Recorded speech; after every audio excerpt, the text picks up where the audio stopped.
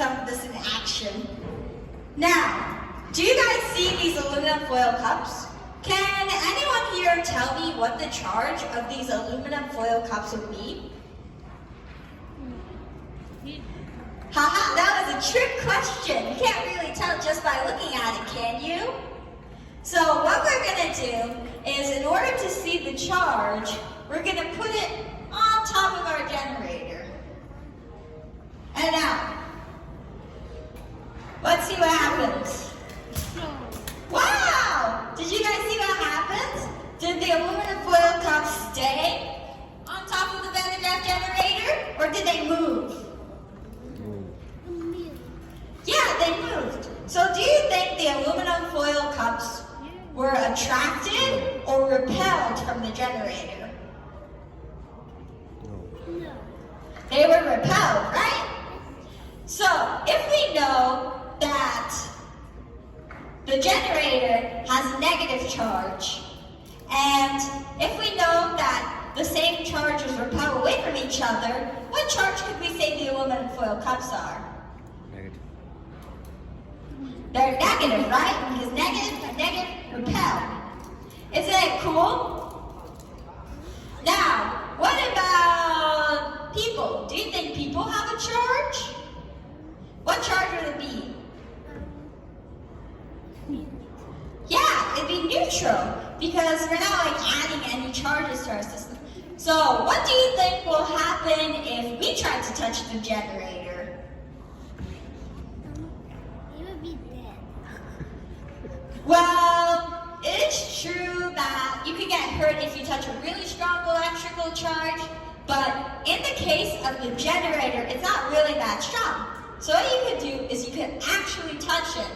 Of course, I just neutralized it, meaning I touched it with my wand to make sure there are no more charged particles.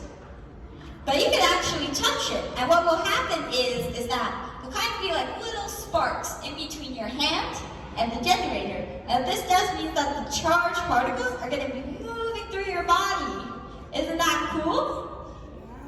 Now, of course, if you move your hands away, there'll be a little space, right? And then what do you think will happen? Your hand will act like the wand, right? And there'll be a little zap. Now, the little zap doesn't really hurt at all. It's kind of just like when you touch a hot slide on a summer day. You have like that little tingly feeling. But that doesn't mean you should try and do this with everything that has electrical charge, because if it's stronger, it may actually hurt you. But luckily for us, our Van de Graaff generator is safe to use. So, with that being said, does anyone want to come up and try it out? Try it. Sure, you can come on up. I do have to say that for younger children, it may be a little hard because they need to put their hands on the generator. Now, stand on top of the crate for me. Now, before we begin, what do you guys think the charge of the crate will be? Negative. I'm warning you, this is also a trick question. Negative. So, the crate actually can't conduct any electrical charge, and therefore it's really important that he stands on it. Because if he doesn't, then the electrons will continue to move through his body, and it can go everywhere, zapping things around it.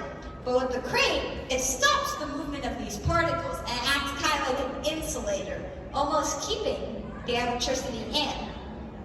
Which is why it's very important that he sits on it, because you don't want electricity going and then him sitting down and zapping someone. So what you can do now is you can put your hand on the orb. Try and put it a little lower so that you're comfortable to hold it. Let me just put it closer. Can you hold it comfortably? Okay, so now let's try our experiment.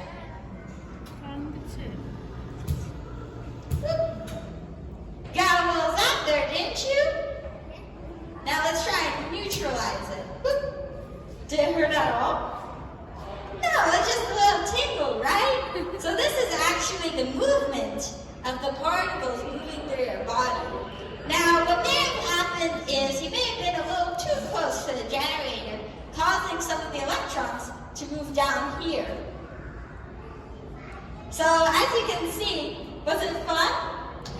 Yeah, it's super cool, right? You get to conduct electricity.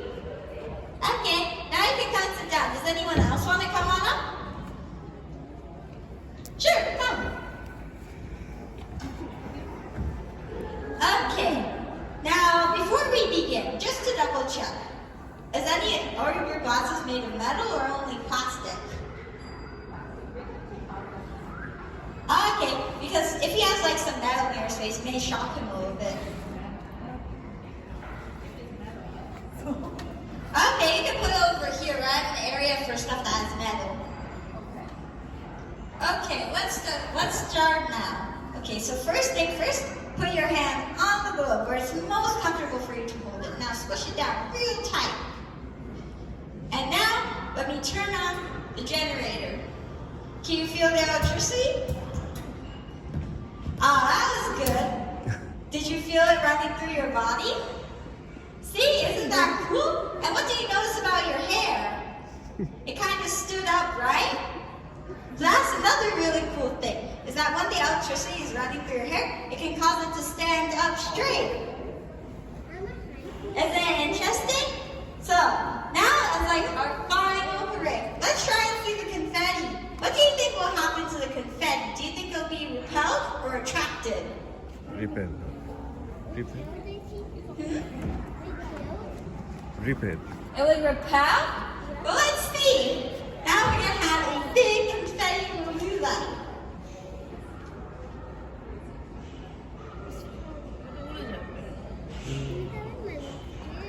Repel. Repel. Woo! Wow, isn't that so cool? Well, thank you guys for coming to our demonstration today. I hope you enjoyed learning more about electrical currents and just seeing how you can actually have fun with it and how your body can be used to conduct electricity. If you guys are interested in learning about kind of like the more practical uses for electricity, you guys can head up over there to our Powering the City exhibit.